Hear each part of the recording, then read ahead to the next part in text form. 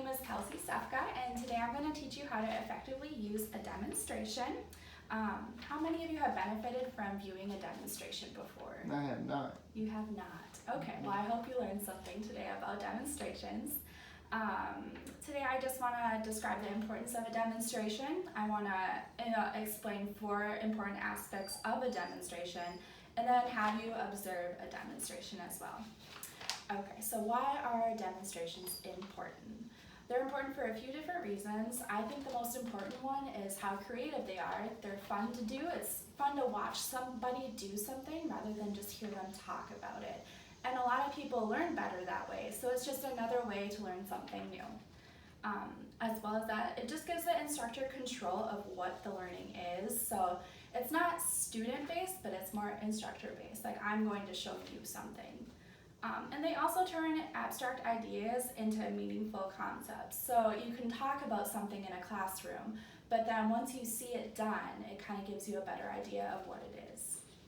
As well as that, different important aspects of successful demonstrations. I think it's important just to keep it short and simple. Once you get too long with a demonstration, I think some people start to lose their attention, their mind starts wandering. So if you just keep it right to the point, people are kind of understanding better. It's important to maintain eye contact and keep the audience involved so they're not getting bored, and along with the mind wandering, it's easy to get bored sometimes. So if you keep the audience involved, they're just going to be more attentive. Demonstrating something you know. So it's important to know what you're doing because it's hard to teach something if you don't know it. You need to know things thoroughly so that you can show them the correct way. And then showing solutions to problems. A lot of people like to view demonstrations because they may have a problem with something or they want to learn something new. So it's good to show like different problems that can occur and how to fix them. So with all those tips in mind, I'm going to start my demonstration. So I picked something that I'm familiar with. I am a hairdresser, so I'm going to do a haircut for you all and show you kind of how to demonstrate something by doing that. So I'll have Hunter come up here and we'll just start out. Do you want to face this way? Perfect. All right. So one important thing about demonstrations is to have everything ready to go. And you need to know like everything you're going to need. So I have all of my tools here that I need. I have a cutting tape, I have my shears, my clippers, my thinning shears, a water bottle, a comb, and then a little feather brush to brush his neck off when I'm done. And an important thing with demonstrations is that you're going to be doing something, but you still have to maintain that contact with the audience. So I'm going to try to keep talking to you as I'm doing this and kind of explain what I'm doing as I'm doing it. So when I start with a haircut, I always start with my clipper. And with his hair, I'm probably going to start off with a clipper guard that is a level 2, kind of shorter, but I start with the longer one and then I work my way down. So I'll start with a 2 and then I'll work my way down to a 1. I'm just going to take my comb and then brush his hair. And then with the clipper cut, typically you want to just go up to the occipital bone and then all the way around. And then with his haircut, I'm going to use shears for the top. So I'm going to do a couple different steps. So I'm just going to start here. And as I'm doing this, I'm going up and flipping out. So part of this demonstration is to kind of show you how to do a demonstration. And I think the most important thing is just to keep talking and explaining while you're doing it so that the audience is understanding. And obviously there are going to be maybe a few quiet moments, but just to keep the contact is good.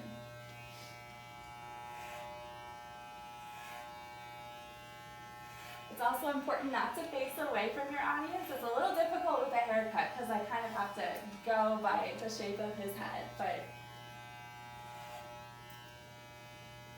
So as I'm doing this, I'm kind of combing the hair down and then flipping it out. And if I need to, I'm going to adjust his hat and make sure that he's level so he doesn't get a crooked haircut.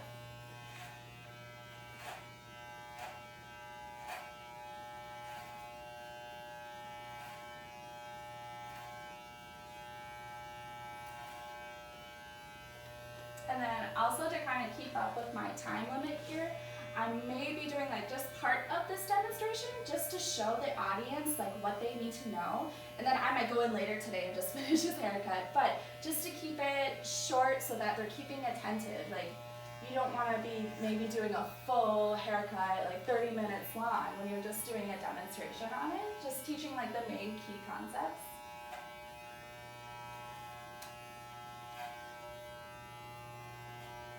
Alright, so I'm just going in and making sure that everything's the same length. And then flipping out when I get closer to the occipital bone. Okay, and then when I get to a certain point, I do stop and then I switch over my size guard. And I'm just going to go to a level 1. Some people prefer to do a clipper over comb cut, and that's just going to be with this kind of brush. You're going to put it in and then go like that instead of using the guard. I think the guards are easier, that's why I like to use them, and you just know what size you're going to get. So I'm just going to go in and make the bottom part shorter so it's kind of faded.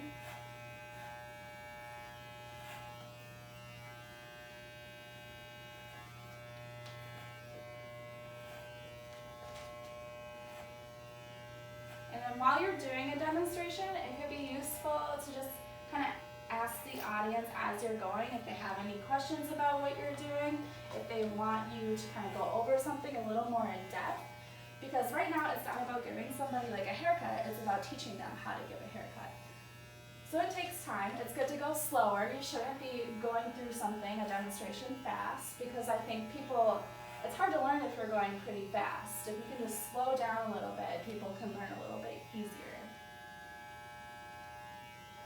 So I typically do like an inch or two above with that lower size. Then I also go into just a little bit into his beard to kind of blend this down too. And I'm kind of combing this up and keeping it out of the way. Some people may like to just kind of comb this over and clip it over, but I just don't, I prefer not to because I think it's just easier to keep it down.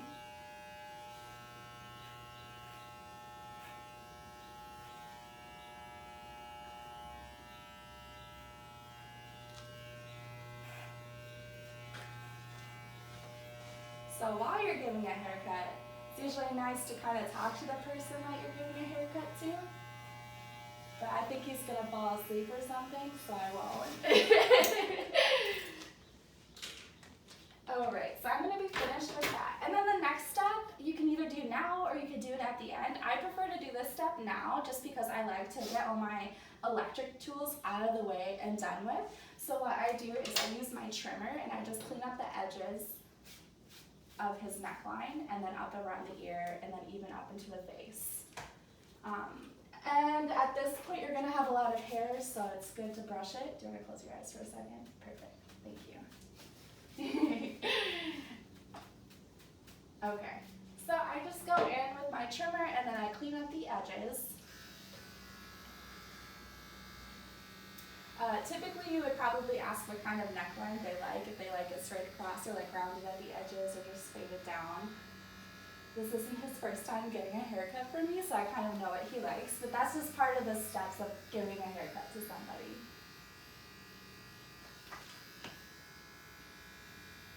So I go up around the ear. I'm using the edge of my trimmer to kind of catch the hairs and cut them off to give them a cleaner look.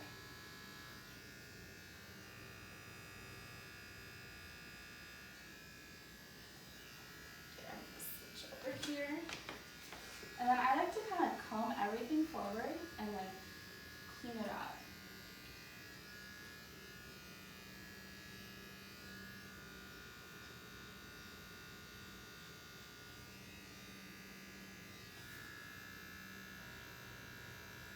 At this point, I probably ask if people have any questions or if I can clarify anything, if they want to see something over again.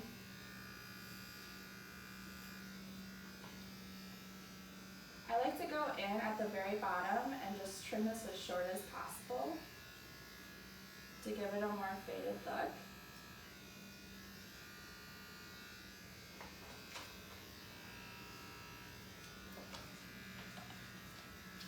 And then go in and just trim the rest of the neck up. Again, you can do this like right now, or you can wait until the end. I've seen it done both ways. There's really no right or wrong way to do that.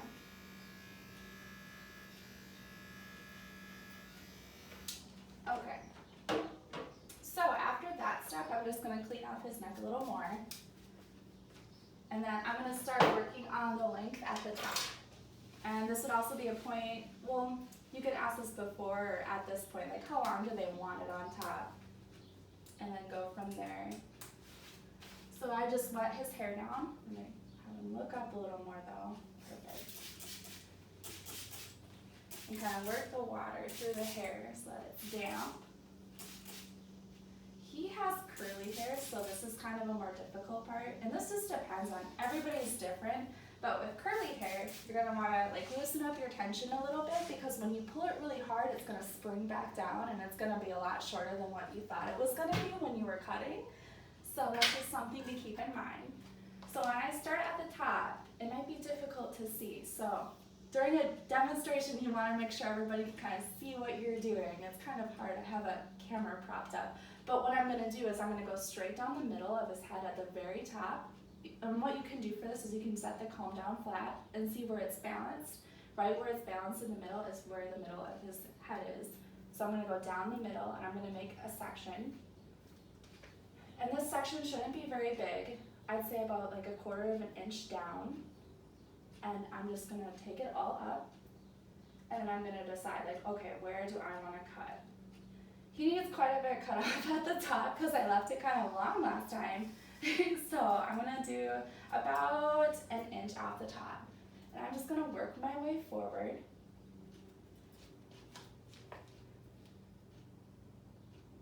All right. And then when you are cutting hair, something to keep in mind is that you're gonna have your fingers out like this, and then the scissors, and you don't wanna cut past your knuckle because it's super easy to cut yourself and then hurt yourself. You could start bleeding everywhere and it's not fun. So try not to do that. And then just work your way up in small sections. Because what this is gonna do is it's gonna keep this straight line, and that's gonna be your guide for the rest of the haircut. So you're gonna use this straight line that you cut shorter, and then you're gonna start going this way with your scissors.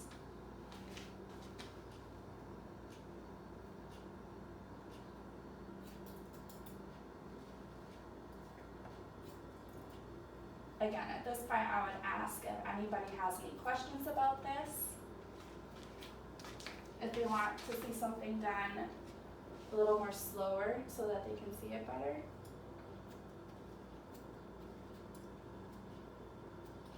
And kind of just keep up the contact with the audience.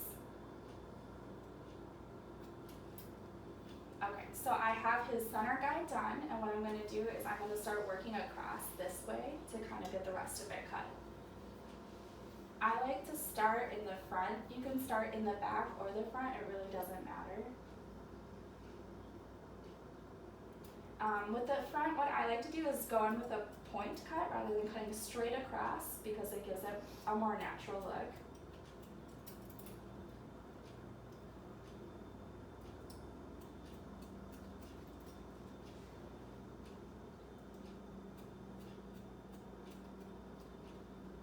And then another thing, like with demonstrations, you want to point out problems that could occur. So sometimes when you give a haircut, there's these pieces right here with men that like to kind of point weirdly, and you don't want to cut them too short because they're going to lay there. Especially with curly hair, it goes all different directions. So it's nice to kind of know like what their hair does while it's dry before you get it wet and brush it a certain way. So I already know how his hair goes pretty well, but it's something to talk about with your client while you're doing that. Okay, so I'm just going to keep working across.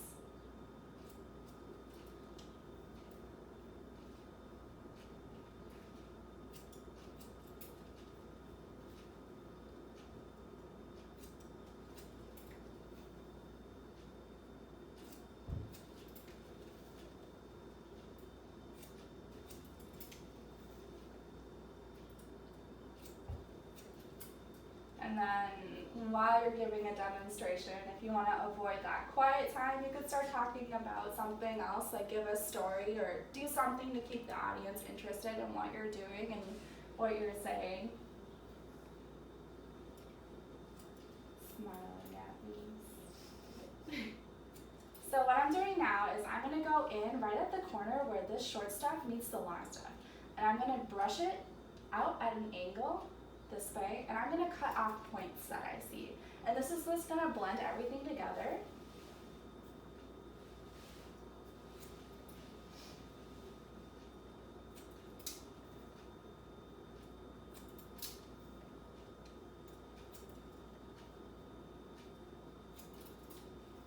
And then I'm just going to comb it forward. And what I'm going to start doing is combing it down this way into the short stuff. I'm going to blend it that way as well. So how you do that is you're just going to go straight up and down with your comb and then your fingers like this. And you're going to go up and you're just going to cut that point off. And this is part of like demonstrating like what you know. So clearly I know how to give a haircut, so I can give you like detailed steps to what to do. If you don't know what you're demonstrating, it's very hard to teach them what to do. So I'm just going to go in and finish this part up.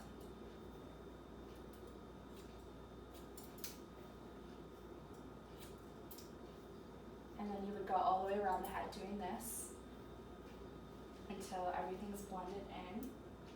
And it's easy to tell when something's not blended in because there's going to be a heavy like weight line of where the hair is.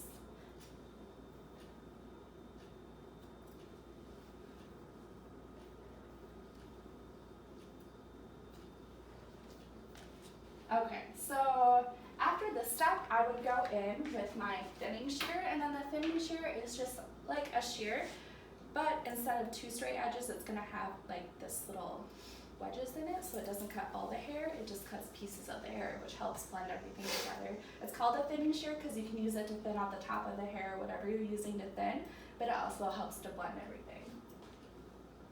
So I'm just gonna go up and then blend out the longer hair from the shorter hair.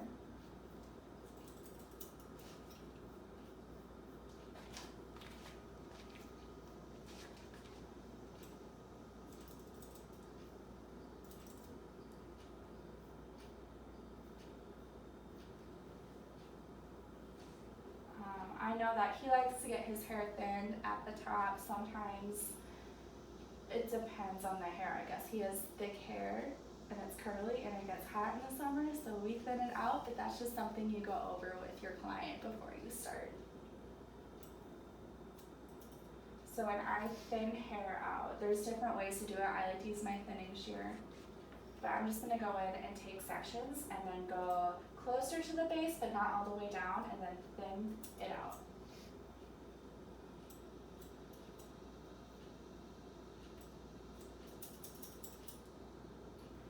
Again, like at this point, I would ask anybody, like, do you need to see this slower?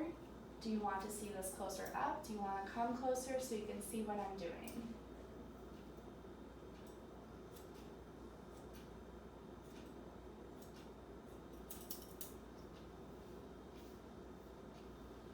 Okay, so at this point, I have his hair thinned out. It's blended. He likes to comb it off over like that. So I just check everything and make sure it's looking good. And we're just gonna leave his hair wet today. And he's gonna go home like that. I'm gonna brush off any excess hair. If you have a blow dryer, you can like plug that in and just blow everything off. But you don't wanna send somebody home with hair all over because that's super itchy.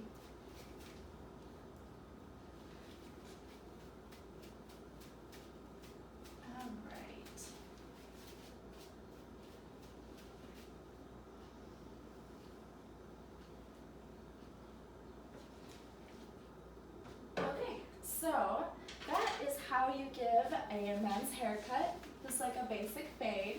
I'm just going to take this off and then go like that. And then thank you so much for helping me demonstrate. Yeah.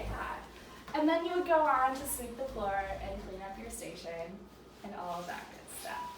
So anyway, I hope you all learn something from watching a demonstration, obviously it's probably something you aren't super familiar with, but that's kind of the point of a demonstration, to learn something new. And again, that's something I know very well, so that's why I chose to do that. Anyway, I'm just going to ask a few questions here about demonstrations.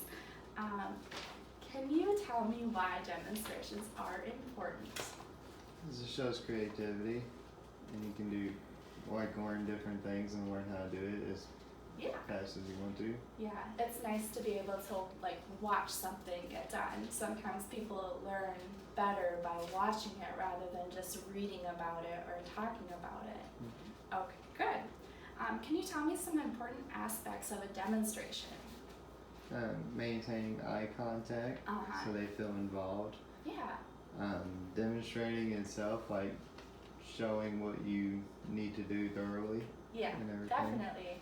Yeah, that's important. And this is if you don't know what you're demonstrating, definitely take some time to learn about it more in depth so you can show it a little bit better too. Okay, so do you have any questions about demonstrating? No. You don't? Did you learn a little bit more? I did. I mean, you didn't get to watch a demonstration. Well, you did, but you were also part of my demonstration. Yeah, so it helped a lot more too. I hope you learned a couple things. Well, thank you all for watching. I hope you learned a little bit about demonstration.